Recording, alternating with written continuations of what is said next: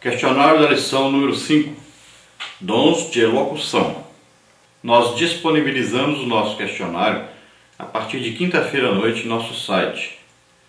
Lá o questionário está sem palavras para completar e está com as perguntas com as respostas verdadeiras e falsas. Aqui nos vídeos nós trazemos apenas as respostas verdadeiras para que o professor possa completá-las.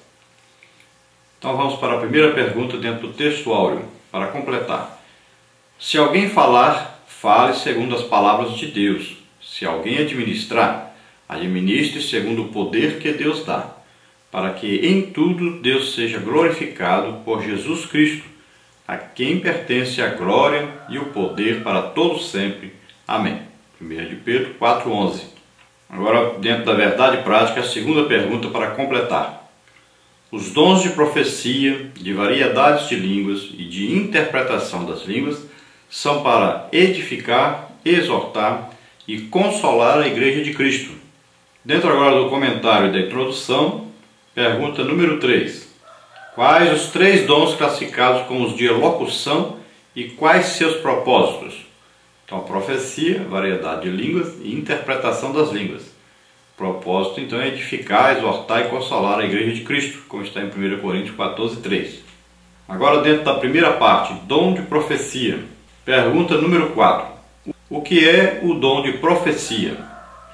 De acordo com Stanley Orton, o dom de profecia relatado por Paulo em 1 Coríntios 14 refere-se a mensagens espontâneas, inspiradas pelo Espírito, em uma língua conhecida para quem fala e também para quem ouve, objetivando edificar, exortar ou consolar a pessoa destinatária da mensagem.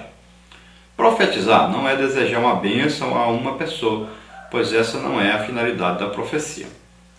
Pergunta número 5. A que Paulo nos exorta e o que as Escrituras nos orienta sobre as profecias? Então, exorta-nos a não desprezar ou sufocar as profecias na igreja local. 1 Tessalonicenses 5:20. As Escrituras orientam-nos a que examinemos tudo, julgando e discernindo pelo Espírito o que está por trás das mensagens. Toda profecia espontânea deve ser julgada. 1 Coríntios 14, 29-33. Pergunta número 6. Que base bíblica temos para considerarmos relevante o dom da profecia? O dom de profecia é tão importante para a Igreja de Cristo que o apóstolo Paulo exortou a sua busca. 1 Coríntios 14:1.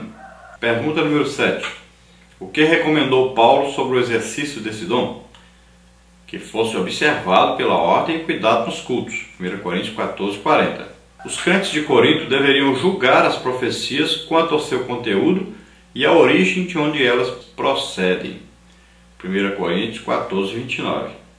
Devemos nos cuidar, pois a Bíblia, tanto no Antigo quanto no Novo Testamento, mostra ações dos falsos profetas. O Senhor Jesus nos alertou: acautelai-vos, porém, dos falsos profetas, que vêm até vós vestidos como ovelhas, mas interiormente são lobos devoradores. Mateus 7:15. Vigiemos. Pergunta número 8. De quais fontes podem vir as profecias? Então, de 3 fontes distintas: Deus, o homem ou o diabo. Pergunta número 9. Qual o propósito da profecia? A profecia contribui para a edificação do crente. Pergunta número 10. Pelo que a Igreja de Jesus Cristo deve ser conduzida?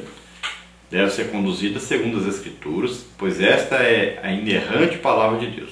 A Bíblia Sagrada, a profecia por excelência, deve ser o manual do líder cristão. A palavra de Deus alerta-nos a que não ouçamos aos falsários. Jeremias 23, 9-22. Parte número 2, variedade de línguas, 1 Coríntios 12:10. Pergunta número 11. O que é o dom de variedade de línguas? De acordo com o teólogo pentecostal Thomas Huber, o dom de línguas é a habilidade de falar uma língua que o próprio falante não entende para fins de louvor, oração ou transmissão de uma mensagem divina. O dom de variedade de línguas é tão importante para a igreja quanto os demais apresentados em 1 Coríntios 12. Pergunta número 12. Qual é a finalidade do dom de variedade de línguas, de acordo com a revista da CPAD? Então, o primeiro propósito é a edificação da vida espiritual do crente, 1 Coríntios 14:4. As línguas, ao contrário da profecia, não edificam ou exortam a igreja. À medida que o servo de Deus fala em línguas estranhas, vai sendo também edificado, pois o Espírito Santo o toca e renova diretamente. 1 Coríntios 14, 2. Pergunta número 13. O dom de variedade de línguas ainda é ativo na atualidade? A variedade de línguas não é um fenômeno exclusivo do período apostólico. O Senhor continua abençoando os crentes com este dom e cremos que assim o fará até a sua vinda. No dia de Pentecostes, todos os crentes reunidos no cenáculo foram batizados com o Espírito Santo e falaram noutras línguas pelo Espírito. Atos 1, 4 e 5, 2, 1 a 4.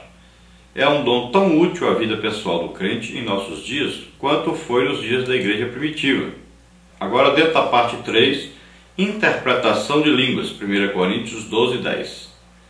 Pergunta número 14. Qual a definição do dom interpretação de línguas?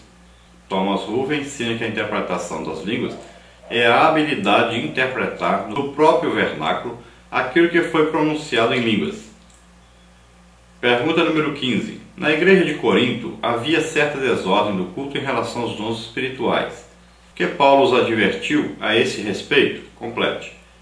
E, se alguém falar língua estranha, faça-se isso por 2 ou quanto muito 3 e por sua vez, e haja intérprete. Mas se não houver intérprete, esteja calado na igreja e fale consigo mesmo e com Deus.